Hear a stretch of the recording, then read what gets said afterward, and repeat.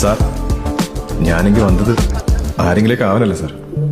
ഇന്നല്ലെങ്കിൽ നാളെ ഞാൻ ആരെങ്കിലേക്ക്. ചുവരുകളെ മറന്നുപോയ ഒരു മുറിയിൽ നിന്നാണ് അയാൾ സംസാരിക്കുന്നത്. ഓരോ ഉപരിതലവും ഒരു ചെവിയാണത്രേ.